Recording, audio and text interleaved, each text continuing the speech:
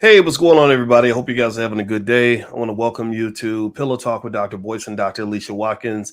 My name is Dr. Boyce Watkins, and Pillow Talk is where we have intelligent Black conversations that two Black scholars who love each other would have against their pillow. And first, I want to ask my lovely wife, how you doing today, babe? I'm doing okay. We're not against our pillow today, though.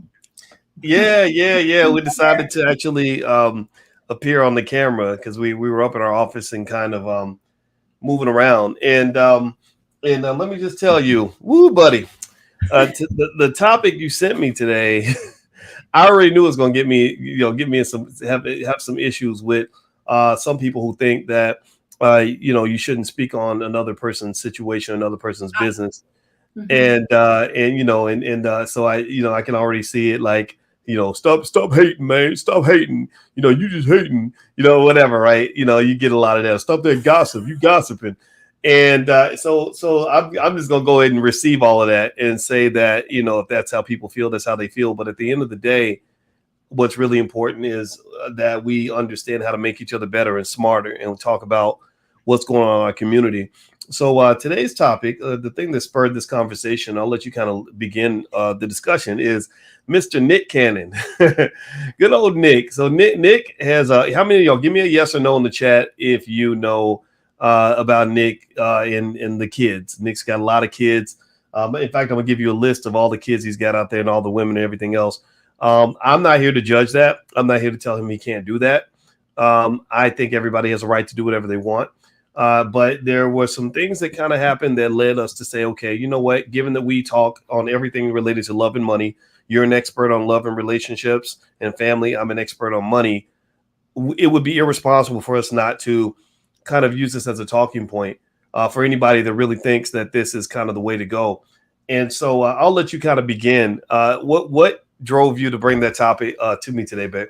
Well, I mean, kind of off camera, we've been having these conversations about Nick Cannon, and you were kind of on the side with, oh, let him just do whatever he wants to do. If he wants to have these kids, he can have as many kids with as many different women. As long as the women agree and he agrees and he's paying the bills, then it shouldn't make a difference. On the other hand, I was always concerned. I was always concerned about Nick Cannon. And it was even, do you remember back in May when we did a podcast on a guy who had 33 children? I think like the entire town, he had impregnated the entire town. And we had a conversation about that. And do you remember that? You should read. I You didn't know should he read impregnated the entire broadcast. town. I do remember a guy having a bunch of kids. Yeah. So okay, so Nick, all right, so you and I, yeah, you're right. I think that we reflect kind of the typical gender bias that might pop up in some cases where I know a lot of brothers who are like, whatever, he's doing his thing. The women he's dating are absolutely gorgeous. He's having these kids, these beautiful children. Let him do his thing, spread his seed, build his little empire however he wants to build it. And I'm not saying I approved of it or agreed with it. I kind of looked at it like, wow, I hope you know what you're getting into.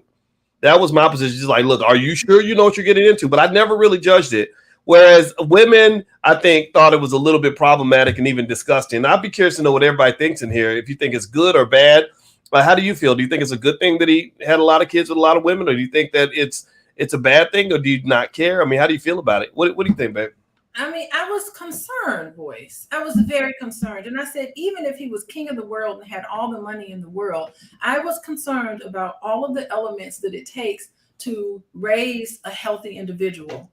And I teach lifespan development at my university, and we spend so much time talking about from conception all the way up. It's so important to have a bonding experience with the other parent.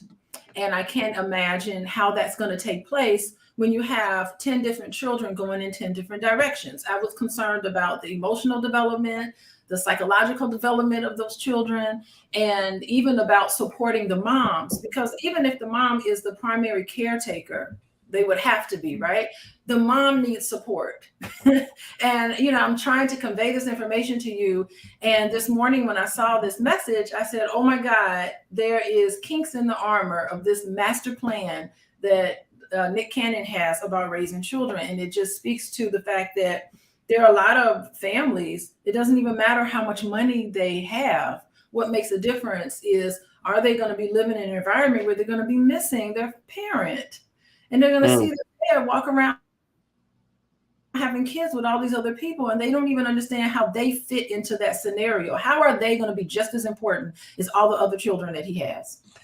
Well, let me show you all what got my wife, got her blood boiling this morning. And it really left me a little bit concerned in terms of, all these brothers that are trying to do the Nick Cannon show and emulate this behavior. So there's a mother of one of his kids, Bree Tiesi, who kind of said some stuff that made you wonder if Nick is keeping all his baby mamas in check. Because basically Bree gets on Instagram, and I'm going to summarize and paraphrase. I'll read a little bit of it. This is in Black Enterprise. So Bree gets on Instagram and is complaining about how hard it is to be a mom, and her baby kept her up all night, and she's super stressed out. She sounded like a struggling single mom, which is predictable because, the daddy got 18,000 situations out there, right? So that's, I wasn't surprised by that. I don't know if any other single moms are in the building, or anybody who was raised by a single mom has ever seen like the amount of extraordinary and unbelievable stress single mothers go through, and financially, emotionally, physically, all of that. So she's expressing the stress of a single mom. And then I think somebody sent her an inbox and said, did you ever think about hiring a night nurse? And I got the sense, babe, and I want you to give me your perspective in terms of what you were hearing. I got this sense that the lady assumed, like, okay, well, since you agreed to this whole pimping thing, where Big Daddy Nick got all the babies and all the babies' mamas, that there must be plenty of money to everybody's cup overflow with. Like it's Game of Thrones up in this bitch, where literally there's so much money that money ain't nothing but a thing. And the lady told her that she could not afford to get any help.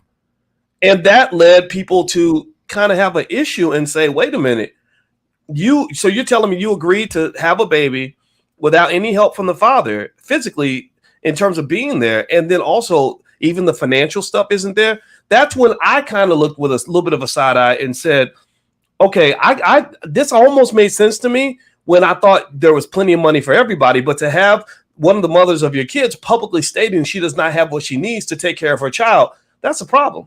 What do you think? Yeah, I mean, this lady took to social media. That meant that she must have felt very alone. To pick up your phone and to actually put that message and put it out there in social media, that tells me that she probably was really frustrated.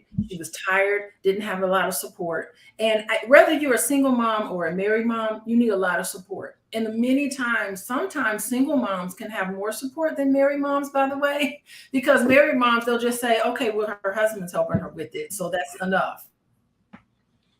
And a lot of times married moms, they need help from their mother, they need help from their friends. So it doesn't matter like the situation and the structure of the family. What matters is that the person who's up in the middle of the night, and it's probably several nights, because she mentioned that the baby was teething, and that's what happens when your baby's teething. They're cranky, they cry a lot. If this is your first child, you don't even understand what to do and what's appropriate to do. I can't imagine. So first thing is the fact that she probably felt very alone. She probably felt as if she needed more emotional support to raise this baby. And so that was the biggest issue I had with her. And then she's probably thinking, I don't have enough money. Maybe Nick Cannon is saying I'm taking care of these kids, but maybe their moms is wondering who's getting more than I'm getting. They're probably looking at each other to find out what's going on. We don't know the arrangement, of course. And but Nick Cannon's walking around like, I can have all these kids and I don't have to worry about anything as long as I give them money. And it doesn't seem like that's going to be sufficient.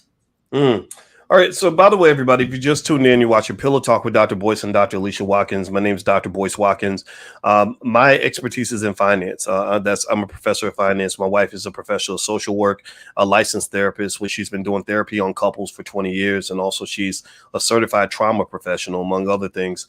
And the reason we're talking about this topic today is because this involves love and money, and a lot of y'all are making relationship decisions that are bad because you're getting advice on the internet.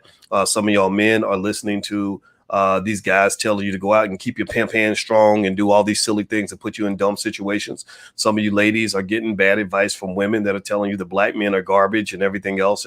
And we just kind of felt like we wanted to chime in on this discussion to support those that want to make good, intelligent decisions, because how you build your relationships shapes your life. And actually, I have a book called Financial Lovemaking, where I explored in extreme detail how your relationships affect your financial situation. I want to give you this book for free. You can have it for free. Just go to BoyceAndAlicia.com. If everybody could hit the thumbs up button, thumbs up, share, subscribe, please do that. Now I want to ask everybody a question before I read this article. I'm about to read about Nick Cannon's situation with Bree Tiesi. Now, I'm not talking about Nick. I'm not here to dog Nick. I'm not here to dog the mothers of his children. I'm just here to really bring some common damn sense to the conversation, because half of y'all can't really build nothing because you haven't been trained to make good choices on relationships. My wife will be nicer because she's a therapist and she wants to figure out how you're feeling and everything else. Me, I'm like your daddy that's just going to say, come on, we got to stop. We got to do better.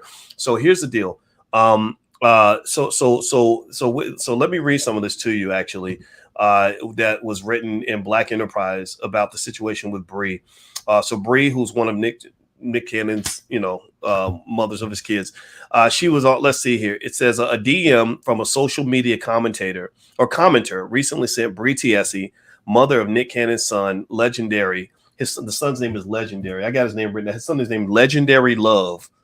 Legendary Love. It's kind of interesting how you hit guys like Nick and Kanye. It's like something about white people putting you on TV that makes you feel like you're like bigger than a god. So you start naming your kids things like Blue Ocean Milk or Supreme Goddess Extreme, like these names. And we cheer it all on because we believe celebrities are more important than the rest of us.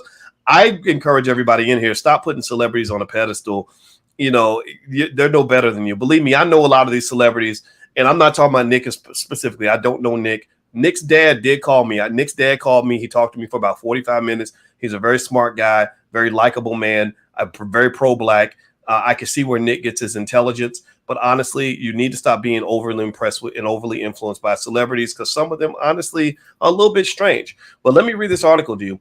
So let's see here. It says she got into clapback mode, Bree did, basically after somebody sent her a note about how she was taking care of her child. So the Selling Sunset star, I guess that's what she's a star of a TV show, appeared in a video that she posted to her Instagram expressing that it had been about 3 days since she had gotten a full night's sleep as a result of her son screaming his little head off through the night. That's what she said. The video reportedly reached the feed of a particular follower who felt the need to chime in with some advice for the single mother. Quote, "Can you get a night nurse to help you?" The person said in TS's DM. "Having a baby takes a damn village." And respond now. Pay attention now. I want y'all to listen to this. This is broke person speak here. Listen to this. She said in response to the follower, the reality star wrote, "LOL. You sure you want to pay for it?" Like if you're gonna make this advice, then you should be the one paying for it, because I sure as hell can't pay for it. So she said shortly after the engaged user made a suggestion that TSC should ask Cannon to pay for a night nurse. So then the lady said, "Why don't you ask your wealthy pimp strong baby daddy to pay for this? Because apparently he's got all this money."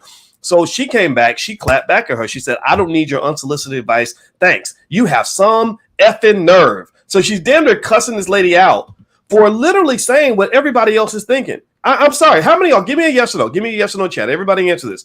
How many of y'all would think that if you're going and creating these little financial obligations all around the world, that you must have plenty of bankroll to pay for all of that?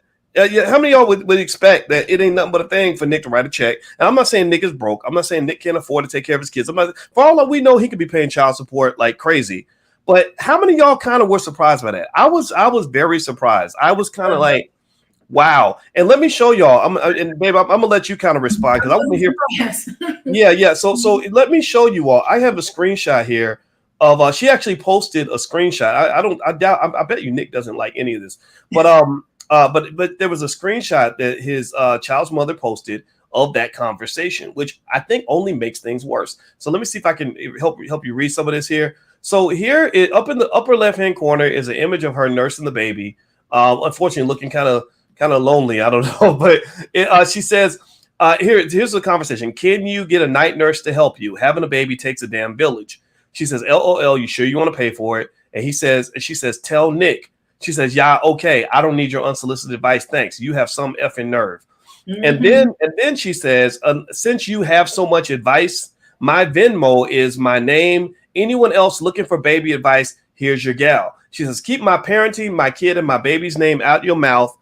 Nick is not my sugar daddy. Nick is my effing child's father. That is all. Watch your effing mouth when you speak on mine. So okay, so she got really insulted. She got really triggered. So in your expert opinion, in terms of like identifying, yeah, because as a therapist, what did you see in that interaction or her reaction to the public or to the person that asked that question?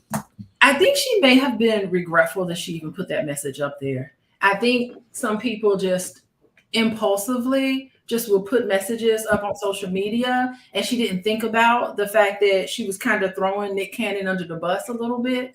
I'm thinking behind the scenes, she might be frustrated. How can Nick be available for her? How can he be available for her when she needs him, when he's got 9 other kids that he has to care for and see? This was the problem. And remember, I was talking to your sister about it. Me and you and your sister were talking about it. And she said, well, only how that kind of thing works is if everybody lived in a commune. And I said, bingo. She was spot on, because that's only how you can have a half a chance for the children to feel like they even know who their father is. So I think that this comes from frustration, loneliness, and some anger from the mom. It was a little passive aggressive. And then when the lady calls him out, like, why are you coming to social media talking about this?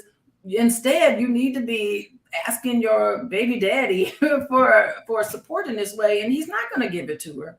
You know, he's going to give her what she gets. And that's how it is, because he's got 9 other or however many other women that he's got to pay. She's got to stand in line with everybody else. Now, but go ahead. I had another point to make, but no, make your other point. I was reading the bio of BoyceAndAlicia also. Oh, go ahead. And I don't know if a lot of people don't know this, but she was actually married to a guy named Johnny Manziel. Now, give me a yes or no in the chat if you've heard of Johnny Manziel. Yes. Johnny Manziel. The fact that she was married to Johnny Manziel connects some dots in my mind, to be honest with you, about her poor decision-making skill. Oh boy! And the reason I say that, now again, I want you to give the more polite version of the more polite reaction, but Johnny Manziel is a complete idiot. I'm sorry. He's a dummy. Johnny Manziel was one of the greatest college football quarterbacks in history. He won the Heisman Trophy as a freshman at Texas A&M. So this guy was headed to the top. He went to play for the Cleveland Browns. He's kicking it with LeBron, because LeBron was at Cleveland at the time. Because LeBron sees him, LeBron's like, oh, this guy's going to be a Hall of Famer like me. But Johnny Manziel was a total idiot. Johnny Manziel was into drinking, maybe some drugs, if I'm not mistaken, lots of partying. And he eventually got booted out of the NFL. And I don't even know if he made it in the Canadian Football League. Mm-hmm. So the fact that you were married to Johnny Manziel makes me wonder what your life has been like to this point. And here's the other interesting thing. She had the baby with Nick about a year after her divorce from Johnny Manziel. So you're talking about a person, she didn't go to college or anything, so I don't know where her education level is or her thought process is. But what I'm seeing, here's what I'm seeing. She's gorgeous. She's as far as white women go. Honestly, I'm not gonna lie. White women don't do it for me, but she is a white woman. Don't disrespect her. This is true. And she's a supermodel, and she's this supermodel actress who's used to being the prettiest girl in the room.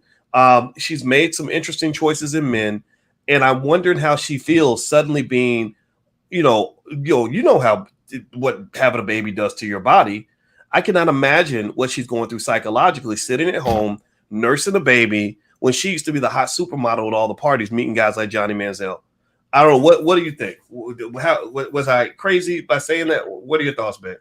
Okay. Yes, I didn't know. I know who Johnny Manziel is. I followed his career because he came out of Texas and everything. But people fall in love with other people, and maybe just because Johnny had this kind of wild side to him, he probably also had a tender side to him. And so, I don't know the details of their relationship, but I think it takes two to be in a relationship. I don't know what her thinking process is, why she would agree to have a baby with Nick Cannon. I don't know why anybody at this point would have unprotected sex with a man who's probably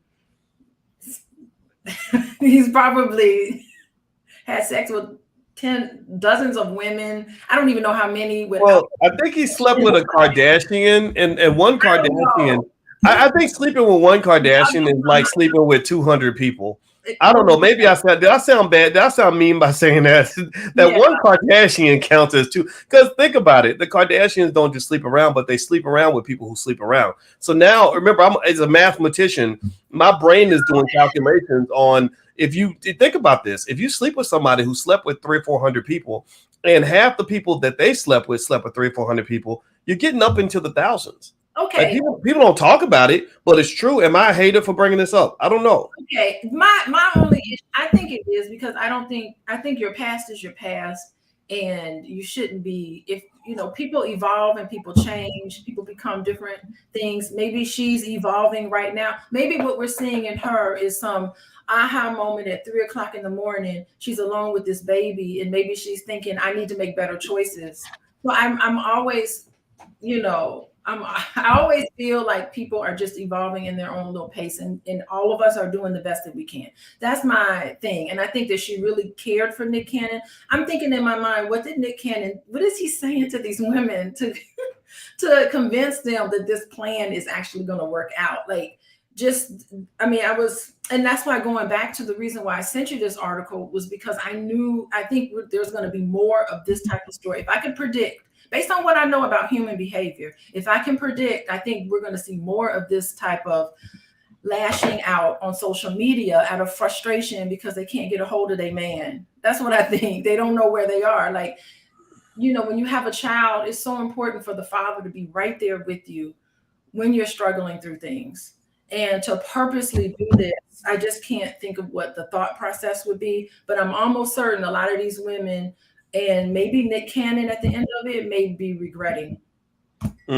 Well, everybody, if you just came in, you're watching Pillow Talk with Dr. Boyce and Dr. Alicia Watkins. This is when we have honest conversations for intelligent Black people who want to understand love and money at a higher level.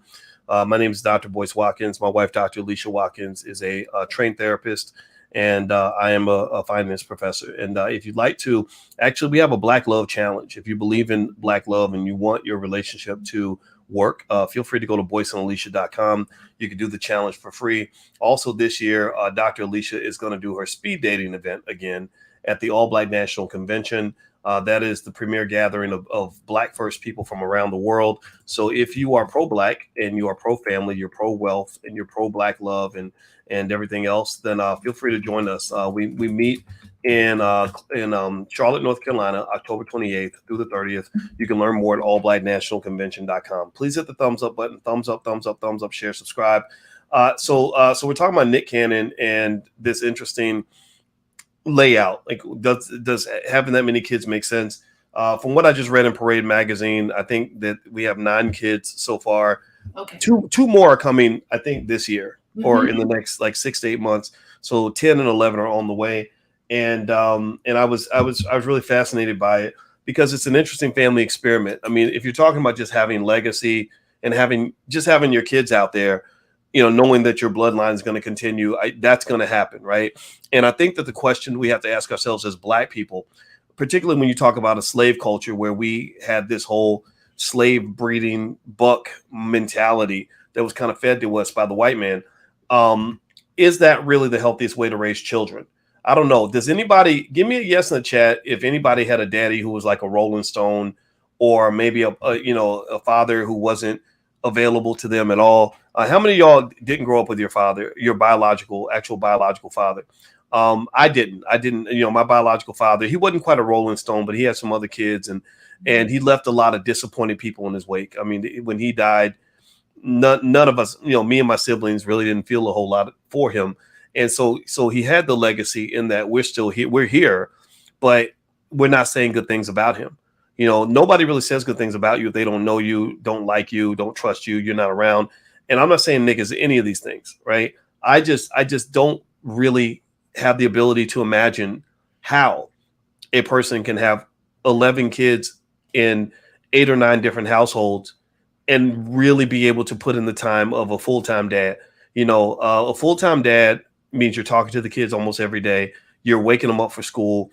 You're talking to them about their problems. You're picking them up when they're sick. And then when you talk about the struggle of just raising a newborn baby, I'd be really curious. I'd love to talk to some of the women, because Bree T.S. is not a baby. She's 31 years old. Mm-hmm. So she's not a kid. She's smart enough to think these things too. So I'm wondering what entices someone to sign up for an arrangement like that. Is it just the thrill of saying, I am with Nick Cannon, like Nick Cannon is their father, or like what do you think is going on with that? Yeah, and I agree with you, and I think that what these women will do, I don't know how many different women there are, but I'm sure they're going to find a love in their life who they'll eventually get married, and then it's going to be someone else's father that's going to end up raising these children. And yes, Nick Cannon is paying the child support, but it's going to be another man in there when these women move on with their lives and get married and evolve past this and want to live a full life. And part of it, they may want to be a wife. I think that it'll be another man that's going to be the major person in their life. And okay, you're leaving. I don't know if that's the type of legacy you want to leave, but there'll be someone else that's going to have more influence on your children than you will. Well, and I think that is kind of interesting. You do wonder how a man would feel if it's like, okay, you're going to be the husband and the father in the household of one of Nick Cannon's children. And the thing is that is a situation that I think every person has to think about very carefully. I think women and men have to think about that. Because it does come with complications. I'm the bonus dad for our kids. Mm-hmm. And what makes it great and easy is that I know their father and I talk to him, and he's a great guy, and he ain't a Rolling Stone. He ain't an irresponsible dude. He ain't got 50,000 kids splattered all over the world. If the kids need something, he steps up and comes through for them. I step up and come through for them. So the children win. They're winning on all sides. They're protected on all sides, mm-hmm. Right? They know it. Right. And that's very different from, I think, walking into a scenario where you're a father to one of Nick Cannon's children. So here you got this guy who might pop up every blue moon in a limousine, maybe pretty entitled.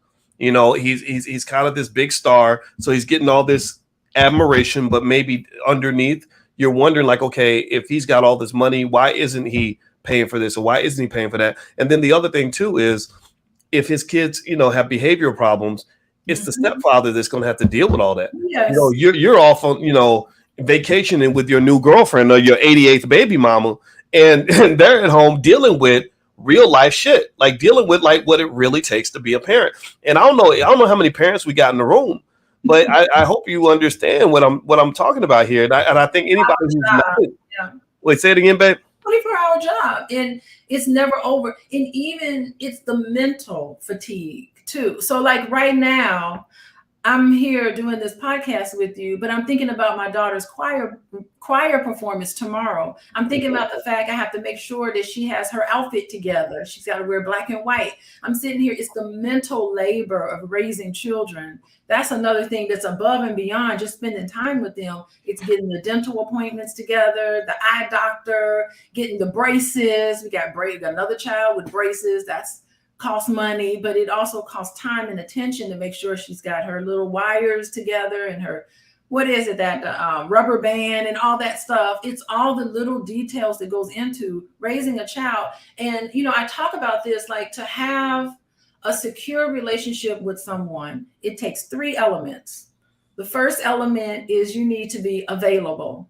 How can Nick Cannon be available to these children when they need him? You have to be available. Even if he said, if they get older and he said, here's my number, if you needed to call me or talk to me, you can reach out to me here. You still have to be responsive.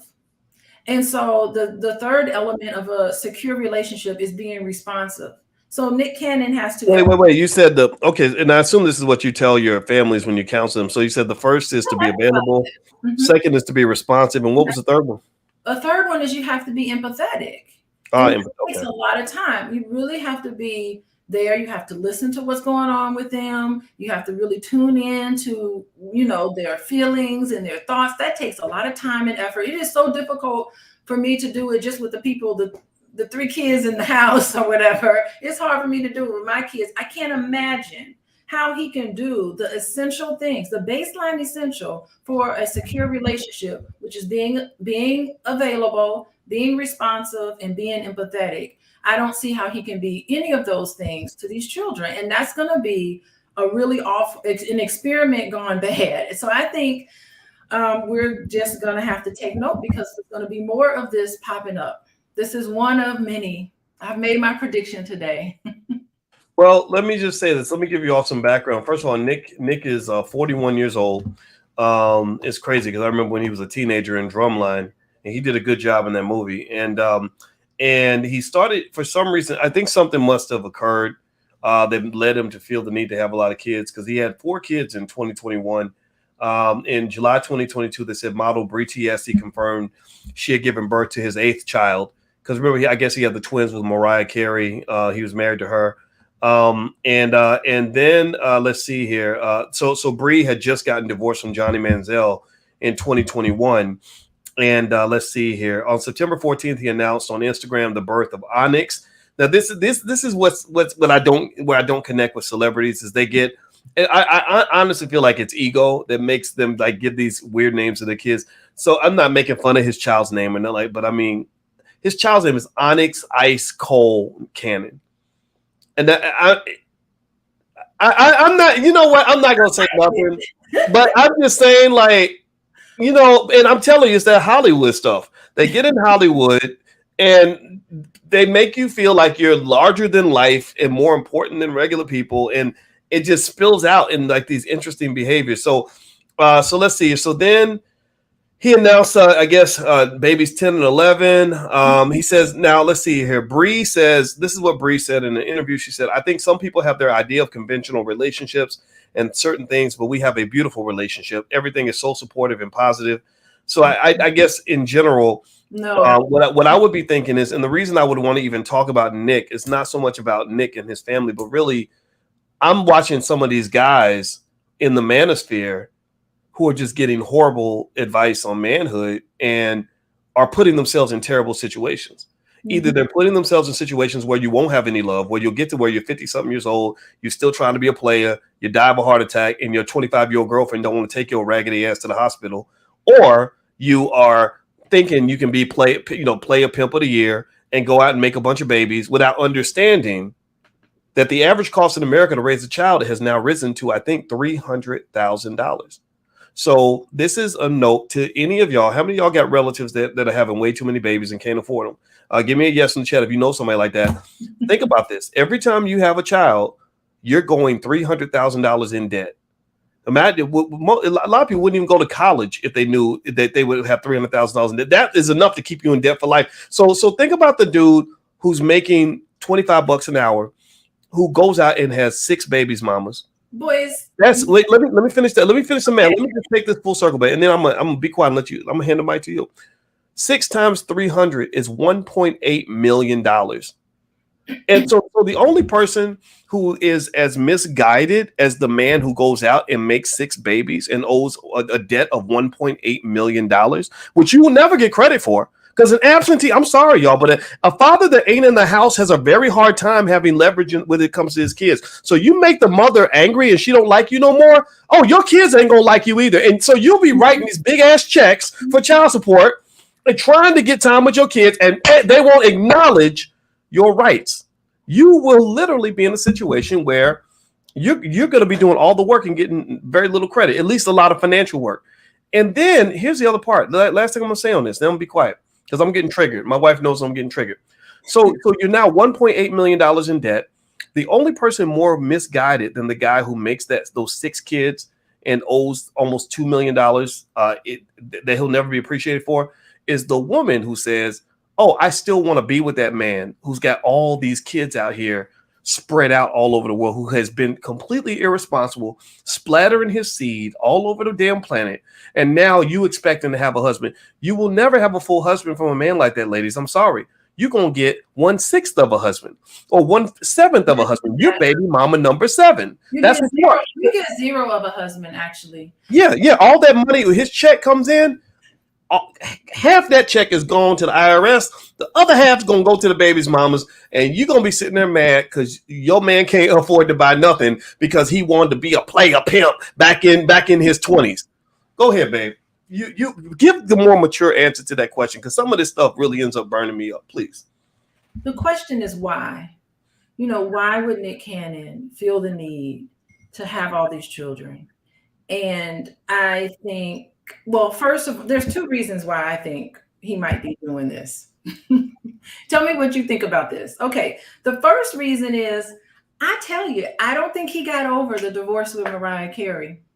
I think he's still impacted. I wasn't paying attention, and I don't know what all the details about that marriage, but I think him being married to Mariah Carey, they had a set of twins. I really do think that he never quite got over that loss. What do you think, Boyce? I'm thinking, I don't know Nick well enough to know.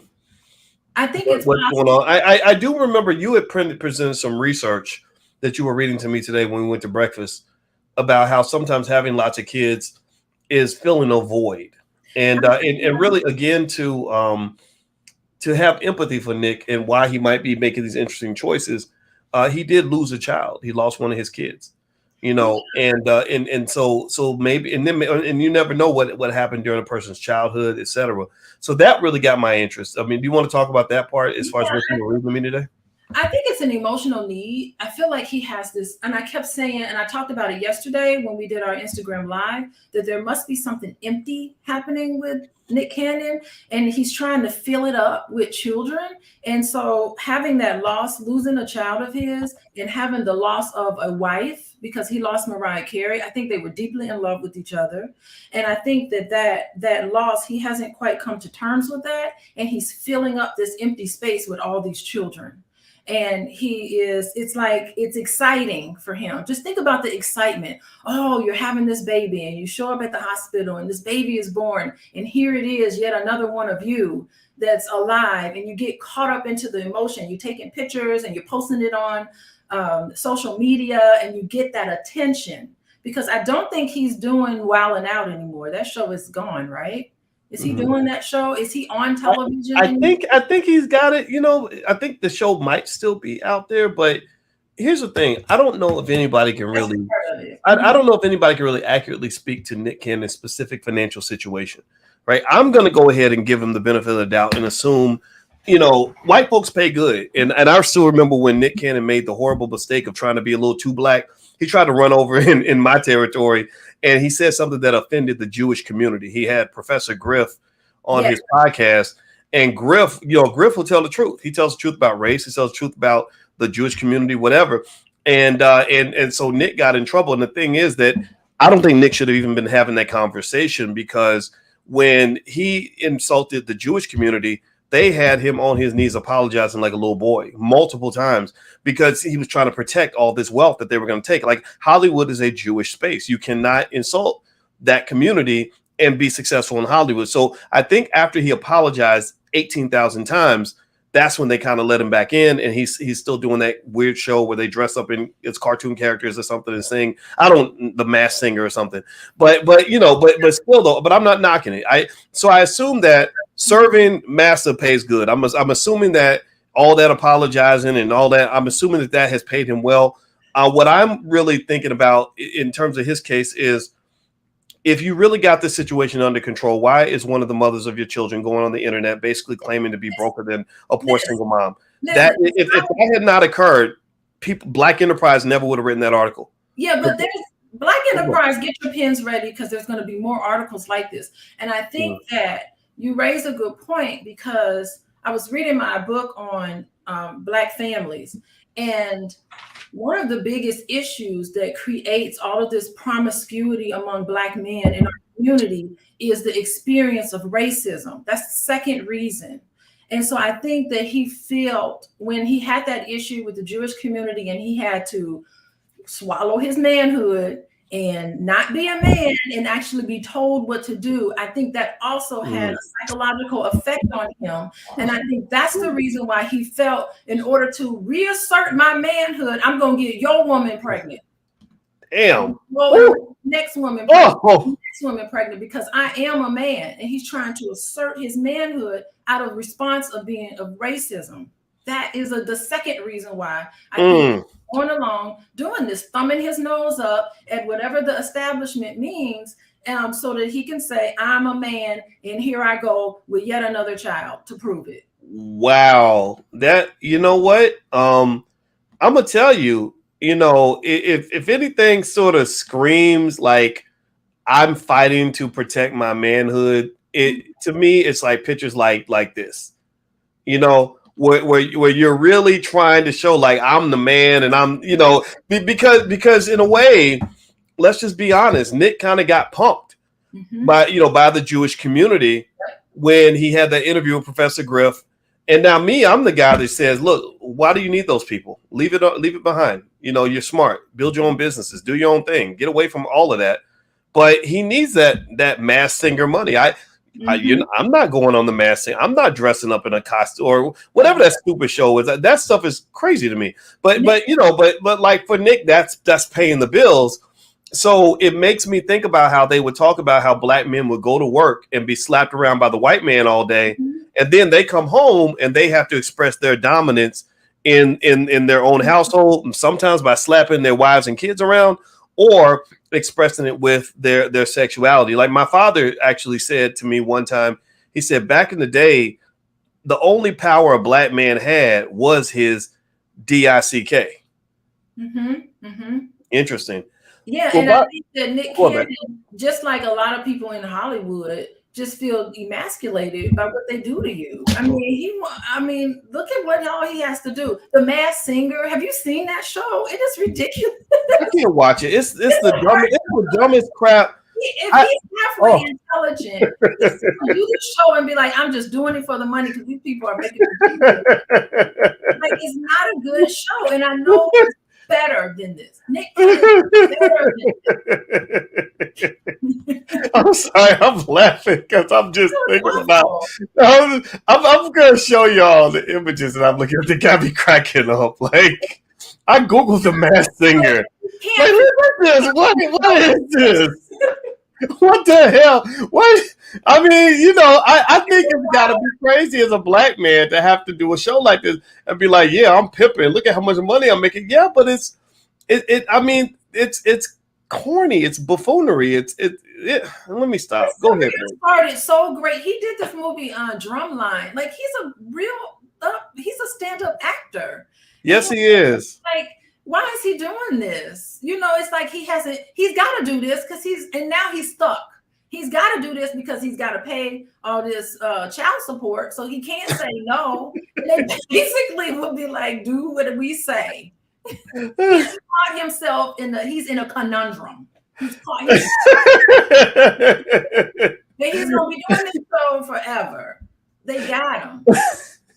I gotta stop. I can't laugh. I'm looking at the pictures, and it's so funny because I think what's hilarious to me is when you have, like, I saw a picture at the Masked Singer of Omarion, and you know how Omarion goes out and he's supposed to be like this sexy singer and sexy for the ladies and so masculine, but then he's wearing this big ass fluffy Barney suit.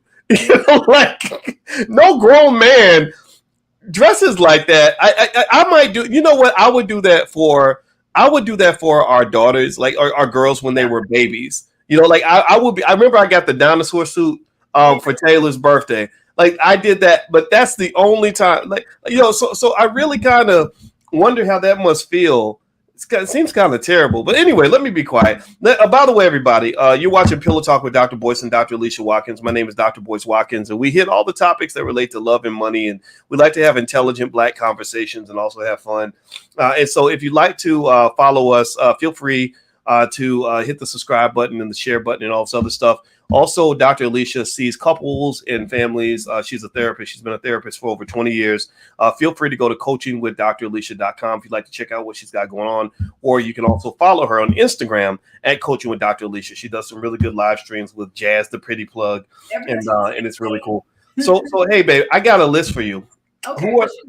I found a list of all the baby's mamas that Nick has right now. Okay, so at this time, the article was written, there was 8 of them. There was eight kids with 5 women. Okay, at that time, I think the number is growing to 11 by the end of this year. All right, so it says Mariah Carey, who's the mother of his twin sons Monroe and Moroccan Scott.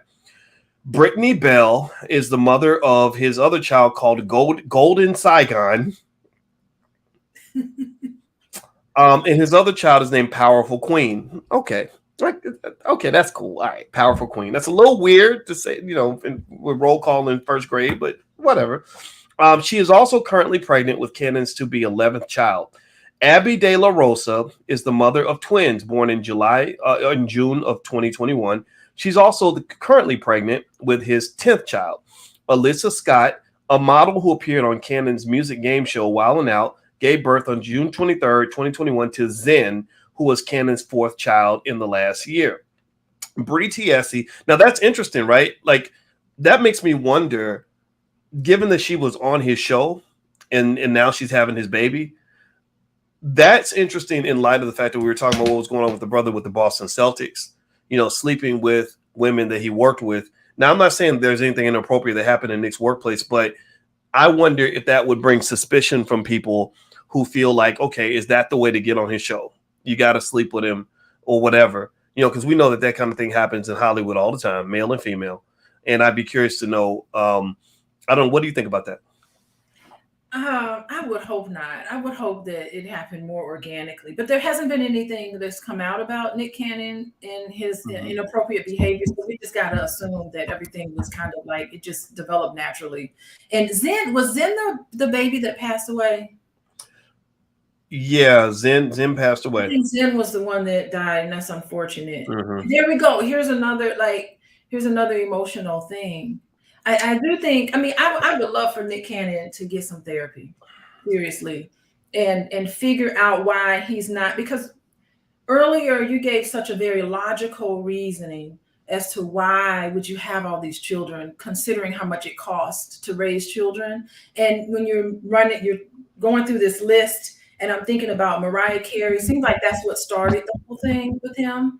Mariah Carey, and the issue with losing Zen, I don't know if he processed all of that. It makes me want to say that he hasn't processed all of that. And he's making all of these irrational decisions, I think.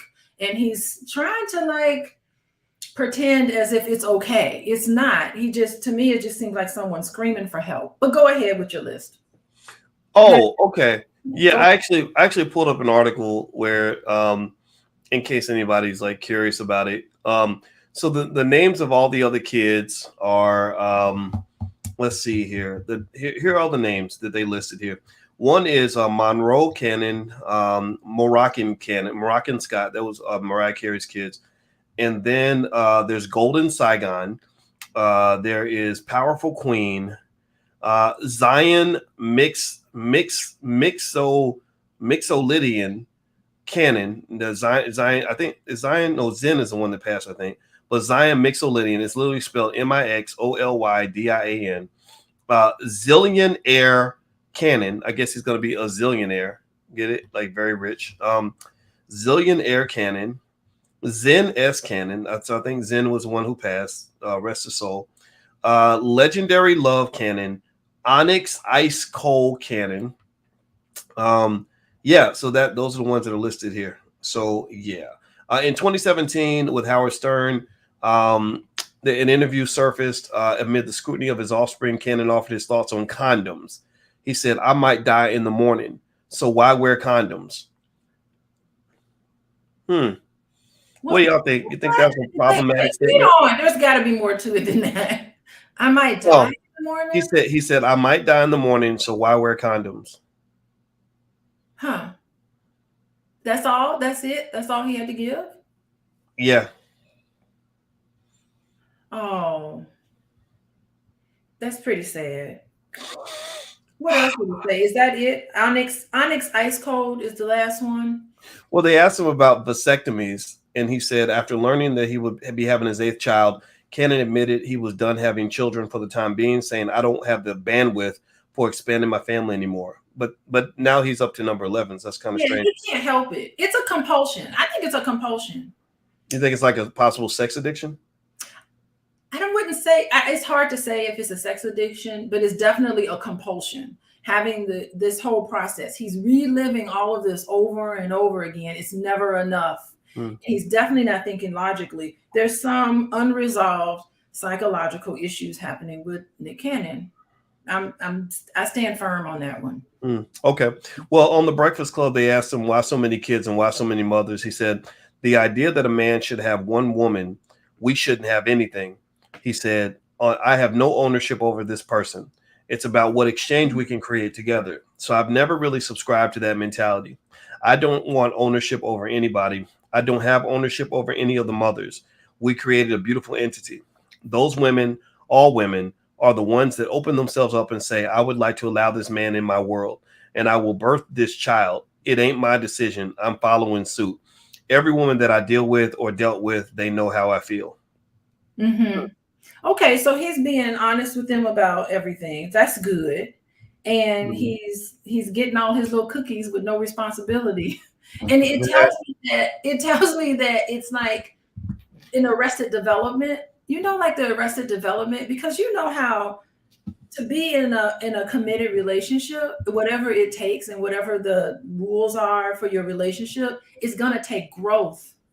And I'm going back to Mariah Carey. I think that something happened there. He wasn't able to accomplish what he sought out to accomplish in marrying Mariah Carey. And he is in a stunted situation where he's repeating over and over again all of these different scenarios. I'm happy with the fact that it seems like he's respectful of their decision. He's not forcing women to do this. I don't think that there was anything going on with Alyssa or whatever on his show, but it just seems like to me that Nick Cannon is just repeating. It's almost like Groundhog's Day. He's repeating the same thing over and over again, and I don't know that he fully understands why he's doing this. And it would be nice for him to sit down and talk to somebody and process the whole thing.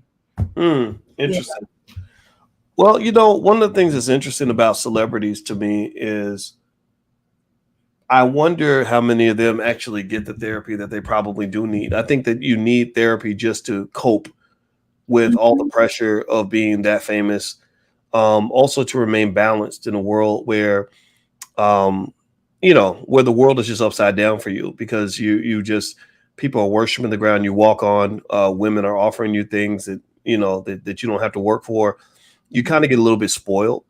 And I think that, I would hope, whether it's him or anybody, that they're getting the help they need. I think also about Kanye. You and I had that conversation with him that one time, and we did ask him if he was getting therapy and stuff like that, and it didn't sound like he was. So I kind of feel like with all of this, you have this power of manhood, and I think that my advice for any young man that's hearing this is, you got to use those words, Planned Parenthood. Those words come into effect in a lot of ways. It's not just about abortion. It's really about planning your parenthood. If you have your kids in a way that's unstrategic or a little bit sloppy, it's going to make it really hard for you to accomplish goals. It's going to be hard for you to build any type of wealth. And then on top of all that, you'll end up, some struggling broke man, and your kids won't even like you. You'll be like, wait a minute, I worked really hard to take care of my 6 kids with 5 mamas, and half of those damn kids will be like, Daddy, you ain't nothing. Like, yeah. And it's not fair. It sucks. I think it sucks for those poor guys. I feel bad for them. And I think that's what leads me to want to have conversations when I see guys not really thinking about or understanding how sex creates kids. And so if you're trying to think long term, you got to remember that. You got to think every time you have sex, you ain't just having sex. You're possibly creating a life for you, for yourself, and for another human being. Yeah, well, sex means different things to different people. It doesn't mean the same thing for everybody. Yeah. And even for the same people, it doesn't mean the same thing every time you do it. You know, it can mean different things for different people. And I like for him, it'd be very interesting to hear what it actually means for him, what he feels like he's getting out of it, and the fact that he has created this impossible situation for himself. It just makes me, it just comes across as really sad, very sad and lonely. To me, it sounds Mhm. very sad and lonely. His Well, life. I think that it's I'd be curious to know what he feels and what he thinks. Hmm. Also, I'm not going to make the assumption that he's sad and lonely. For all we know, he could be happy as a lark. It's pretty easy to have no responsibility. I know, when we take care of our kids, I know sometimes you and I wish we had no responsibility, but we also know that there's a point where if we focus too much on our own individual happiness, it's going to ruin somebody else's life. Hmm. Hmm. Our children will suffer if we said, you know what, we just gonna be free spirits and live our lives, and we'll be back in 2 weeks. Good luck. There's food in the refrigerator. We're gonna go live our lives, live our best life, because our happiness is what matters. So I don't encourage anybody to really think about life in terms of just pursuing your own happiness. Hmm. Part of manhood, part of womanhood means that you can make your own happiness calculation while considering other people around you. I You don't know, think the canon is doing that. And it takes a lot of growth for all of us to get to that point where you have to consider someone else, and you had these kids, you're responsible for them. So there are some sacrifices that come along with that. And you have to be able to calibrate all of that. I'd like to see how he can pull that off. Yeah, well, I wish him the best. I wish him the best. I don't try this at home unless you made $10 million last year. Well, And even about the money, he can't, yeah, that's true. Yeah, well, yeah, unless you made enough money to not just pay for everybody, but also build you a compound. I think that to me that's the ideal situation. If you're gonna go have a bunch of kids with a bunch of people, build you a big ass compound and have everybody living 100 meters away from each other, so that that you works. can you can just get up in the morning and go house to house There and you check on go. all your little seeds. And ain't to me, you know what? If that's how you living, God bless you. You're gonna have a lot of headaches though, because sometimes men we'll be like, yeah, I get to have sex with all these different people, but shoot, you also gonna get 10, 15 headaches a day because managing that many personalities and everything else is a lot of work. Well, So God bless you. it's hard enough to meet the needs of one woman and their child. Like, Mhm. I can't imagine what it's like to meet the needs of 8 of them. It's just almost impossible. I don't know. I don't want to Mhm. talk negatively about polyamorous lifestyle. I just am just curious about how they pull it off, and it takes a lot of maneuvering. But I don't Mhm. even think he's even mindful in this poly sort of world. I think people who are truly polyamorous is looking at Nick Cannon like, what's going on? Even I, they would I be. don't know. I don't know. It's interesting, and I would even imagine though, even if you had, like, to me, it's male or female. Like if you had a woman who said, "I want to have 5 husbands," I mean, unless these are completely feminized men, you're gonna have dudes fighting every like it's gonna be a problem eventually in that household. So I think any situation where you're trying to have that level of deep connection with individual people, with that many individual people, it can really create a lot of issues for you. And I think that as a community, Black people, in my view, I encourage you, spend more time thinking about how your families are structured. Because as a person who studies wealth all the time, that's my thing, Black wealth. I can tell you that probably the number one or number two reason that your wealth is not growing is because you're not thinking about how you structure your families. If you pick the right situation where where you get a great teammate that helps you build wealth, you're going to do better because teammates. It's easier to win a basketball game when you got 5 players or 2 or 3, 4, 5 players as opposed to having just one player trying to score all the points. So basically, when you have a spouse and family members and kids and whatever, you're creating teammates, and you're going to be wealthier typically than people who don't have teammates. But yet, so when you get into this culture that's encouraging a lot of baby mama, baby daddy stuff, I want you to look at those people, and I want you to count all the people you know who are perpetual baby mamas or perpetual baby daddies, and I want you to go look at their financial situation.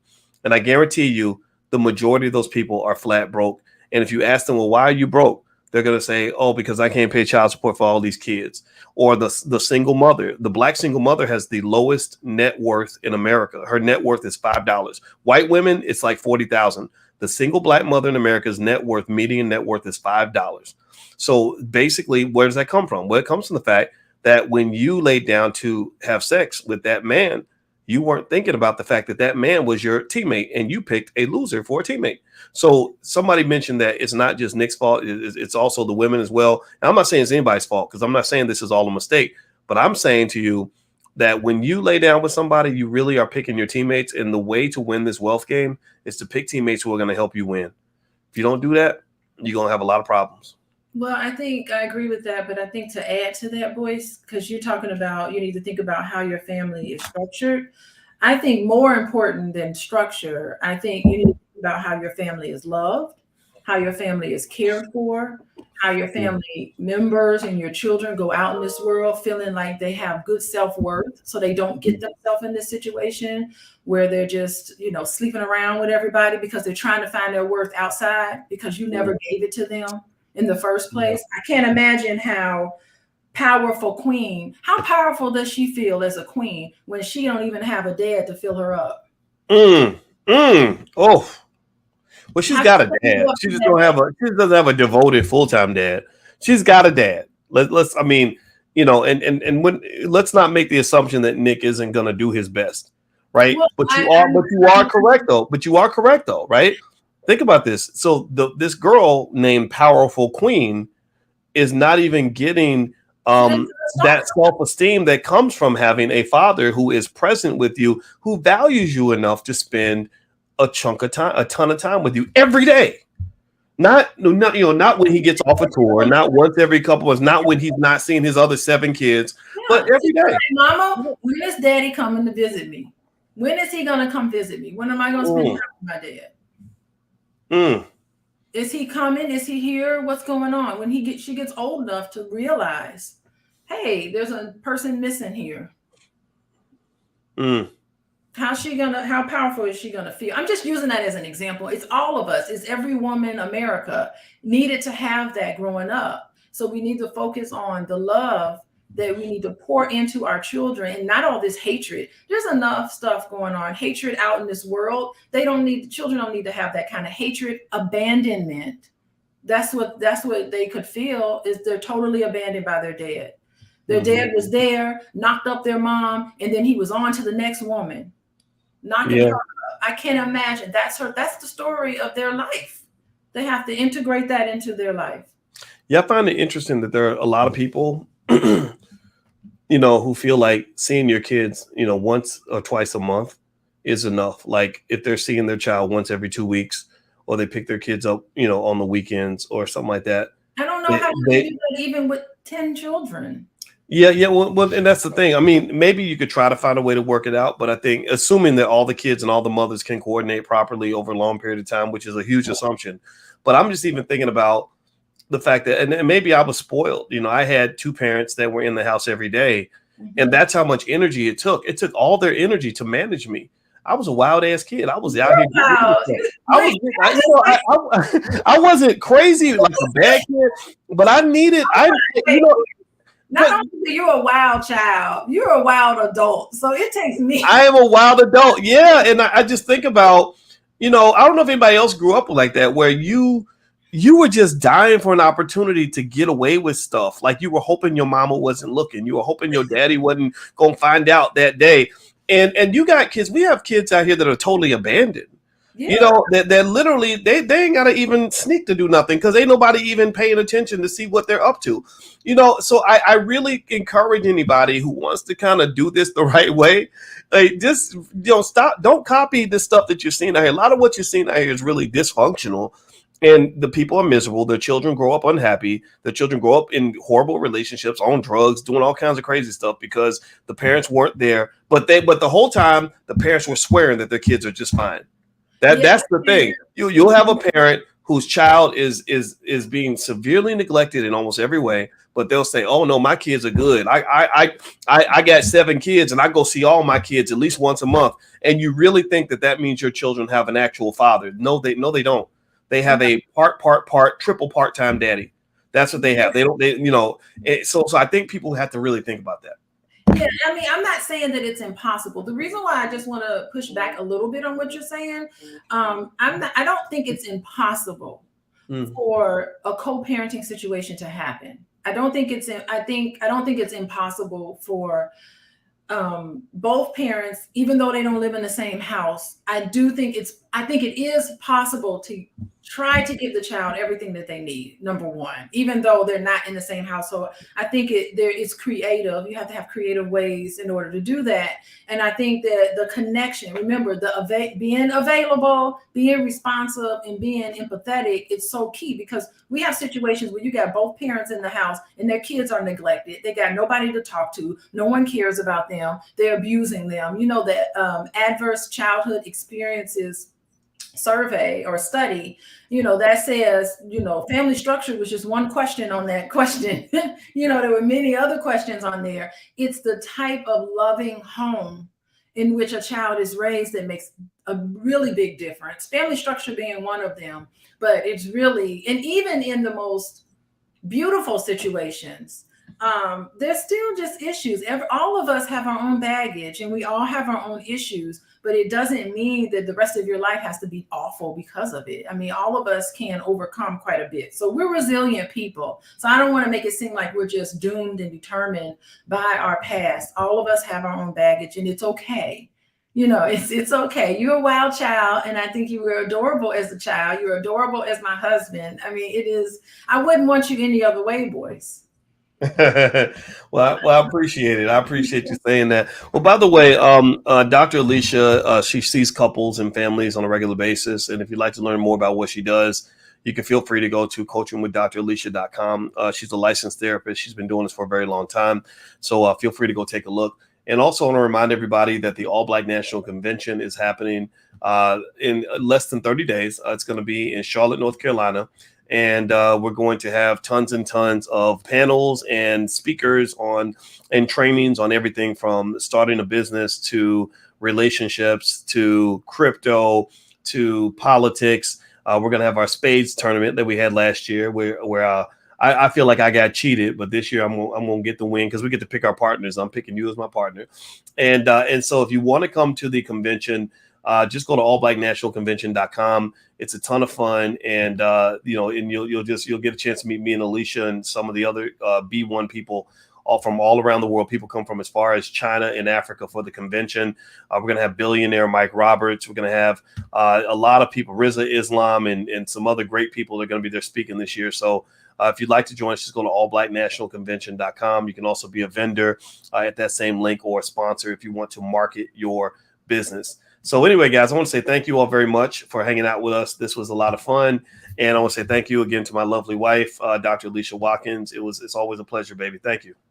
All right. Bye-bye. All right. So everybody, please have a great day. God bless you. And we will see you soon. Take care now. Bye-bye.